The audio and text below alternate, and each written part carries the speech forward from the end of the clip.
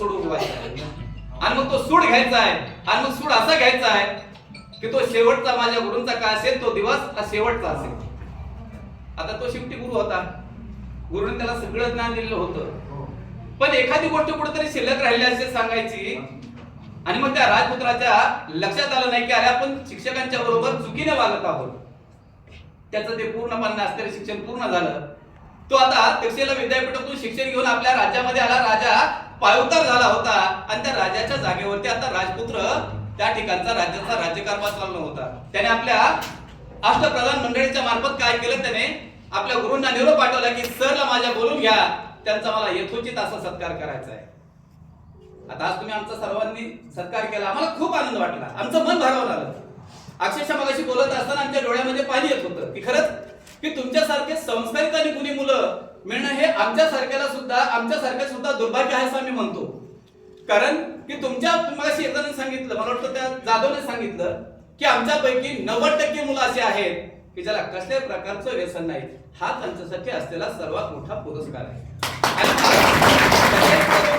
तो राजपुत्र आता राजा झाला आणि राजा झाल्यानंतर काय केलं, अष्टप्रधान मंडळीच्या मार्फत आपल्या गुरूंना निरोप पाठवला, आजवे सरांना माझ्या राजदरबारात बोलून घ्या, त्यांचा मला यथोचित असा सत्कार करायचा आहे.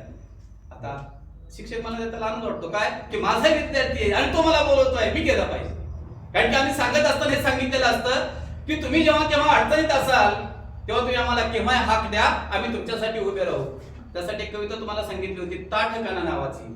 मोडून पडला संसार तरी मोडला नाही कणा, पाठीवरती हात ठेवून फक्त लढ. आणि ताकद कशामध्ये, तर त्या शिक्षकाच्या असलेल्या शब्दामध्ये असते. आणि ती ताकद खरं तुमच्या पाठीशी शिक्षकांनी उभी केली असते. आजवे सरांना निरोप आला, आजवे सरांना वाटलं आता राजा माझा आहे, राज्याचा असलेला राजा हा माझा सत्कार करणार आहे का, की मी त्याला काय केलं होतं, चोरीपासून मी त्याला परावृत्त केलं होतं. जर मी त्याला खडसावलं नसतं तर तो डाकू झाला असता है ना. पण माझा विद्यार्थी चुकणार नाही याची मला खात्री होती. आणि म्हणून आजवे सरांनी काय केलं, योग्य प्रकारे त्याला शासन केलं होतं. करता करता आजवे सर त्या राजदरबारा पुढे गेल्यानंतर तिथं बहादर चौकदार होते.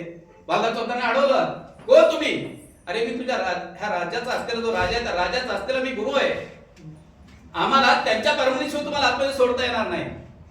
मग तो निरोप घेऊन आतमध्ये गेले, राजाला सांगितलं की तुमचे गुरु तुम्हाला भेटायला आले. म्हणजे ठीक आहे, मला आनंद आहे म्हणले, कारण की मला तो सूड उगवायचा होता आणि त्या दृष्टीने मी त्यांना निरोप दिला होता. आणि मग आजवे सरला निरोप पोहोचला. आजवे सर त्या दरबारामध्ये गेले तेव्हा त्या राजाने आपलं असलेलं सिंहासन फिरवलं आणि आजवे सरांच्याकडे तो पाठ करून बसला. आजवे सरांनी सांगितलं, राजे मी तुम्ही सांगितल्याप्रमाणे भेटायला आलेलो आहे.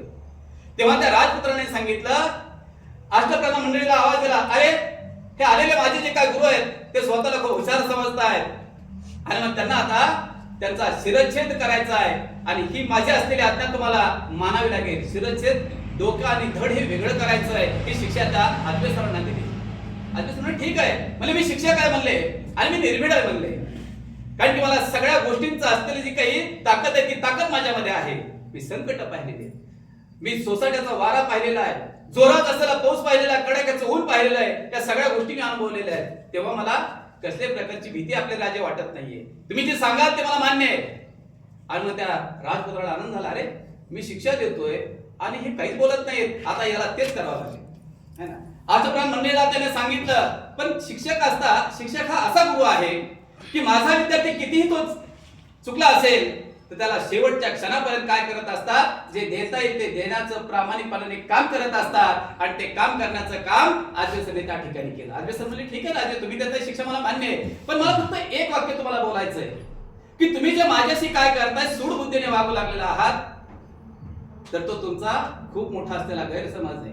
कारण तुम्हाला जर मी त्या काळामध्ये जर मी खडसवलं नसतं तर आज तुम्ही या सिंहासनावरती बसला नसतात. आज तुम्ही कुठेतरी डोंगरदऱ्यामध्ये डाकूच्या चोराच्या रूपामध्ये तुम्ही फिरला असतात. आणि मग तुम्ही जर मला ही शिक्षा देत असाल तर ती मला आनंद आहे, कारण मी माझा असलेला विद्यार्थी हा योग्य घडवलेला आहे आणि तो योग्य घडवल्यामुळे आज तुम्ही सगळ्या माझ्या असलेल्या लेकरांनी काय केलेलं आहे, आमचा या ठिकाणी यथोचित असा सत्कार केलेला आहे, याचा मला खूप आनंद आहे. आणि हा आनंद माझ्या शेवटच्या क्षणापर्यंत असेल, मी जिवंत असेल तोपर्यंत असेल, हे मात्र मी तीळ मात्र या ठिकाणी विसरणार नाही. आजवे सरला त्या सिंहासनावर राजे उठले, आजवे सरांना आलिंगन दिलं, तो पायावरती नतमस्तक झाला, सर माझ्याकडनं खूप मोठी चूक झाली, मी तुम्हाला ओळखण्यात चूक केली, कारण की तुम्ही शेवटच्या क्षणापर्यंत तुम्ही माझ्या पाठीशी होता हे मला आज समजलं. आणि जेच मला जर ते समजलं नसतं तर कदाचित आज मी तुमच्या समोर उभा राहिलो नसतो, मी कुठेतरी फिरत राहिला असतो. हे त्या राजाने सुद्धा मान्य केलं. म्हणजे सांगायचं तात्पर्य असं की तुम्ही जो काय कार्यक्रम घेतला त्या कार्यक्रमाच्या माध्यमातून की आम्ही तुम्हाला जे काय संस्कार घडवले